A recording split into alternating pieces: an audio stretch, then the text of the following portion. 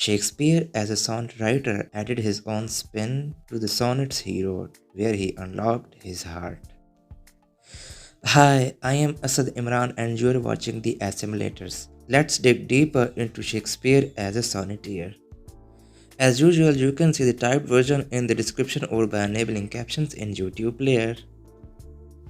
Introduction. A sonnet is a type of lyrical poem which only consists of 14 lines. The sonnets were at first introduced by an Italian poet Petrarch. He had made two sections in his sonnets, octave and sestets.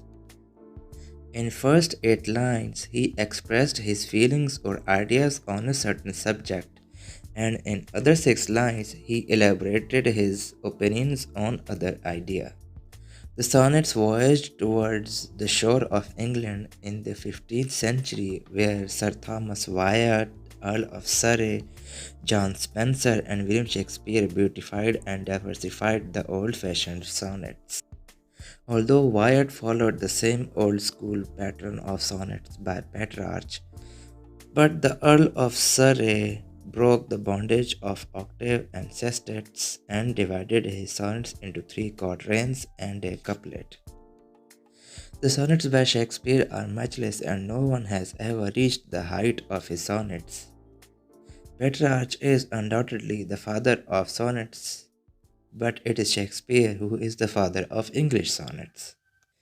Before going any further, here is an important message. 88% of you watching this video are not subscribed. It would do me a great favor if you hit that round subscribe button with due care. Critics. Shakespeare stands in front of the line of playwrights. According to an estimate, he has sketched more than 1,000 distinct characters in his plays, and none of them are the portrayal of his own personality. It is in his sonnets in which he discloses his personality and his feelings of joys and sorrows. According to the renowned critics in the Elizabethan era, the sonnets is the key through he unlocked his heart and made the world aware of the story behind his trodden heart. Quality of Shakespearean sonnets. Melody. Like other poems, Shakespearean sonnets are modified through rhythm and rhyme scheme. Every sonnet is written in iambic pentameter and the rhyme scheme of his sonnet is AB AB CD CD EF EF and GG. Harmony in expression. In 154 sonnets, Shakespeare follows the scheme of story writing. His sonnets do not follow a random order of feelings and incidents. He has arranged them in an apple pie order. For example, in sonnet number 53, he sketches the physical beauty of his fair youth, but in its couplet, he admires his friend's inner beauty. He continues the very theme in the sonnet number 54 and emphasizes on mutual coordination between lovers through sincere but true love between them. Purity of emotions. Shakespeare's sonnets are the portrayal of his legit emotion towards his loved ones. He loved his friend and his beloved sincerely and honestly. But when both of them betrayed him, he could not get across the grief caused by the gentle thief and dark lady. Lofty subjects. Unlike other poets, Shakespeare does not agree to talk about ordinary concepts. He talks about the mature and lofty subjects like authentic love, time, conflicts, and immortality. Characters. Dark Lady and Fair Youth are the protagonists of his sonnets.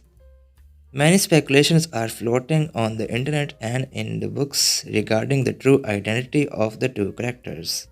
No matter what is their true identity, it is certain that the Dark Lady is not black by the black color of her skin, but the black color of her hair and her black eyes.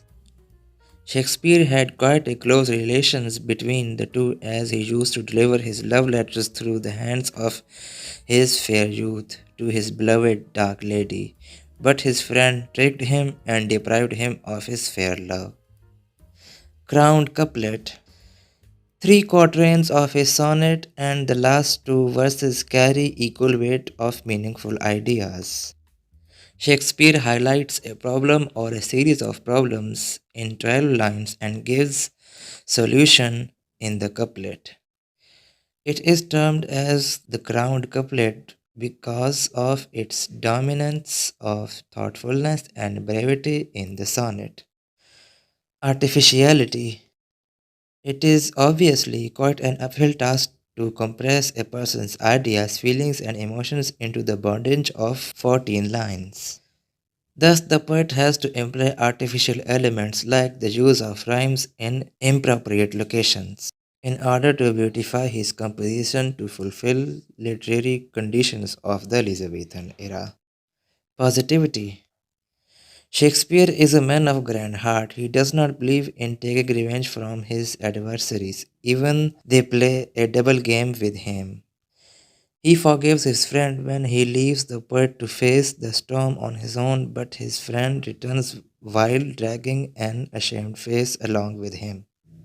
Shakespeare forgives his friend in the following round couplet as thus quote, "Ah, all those tears are pearl which thy love sheds, and they are rich and ransom all ill deeds."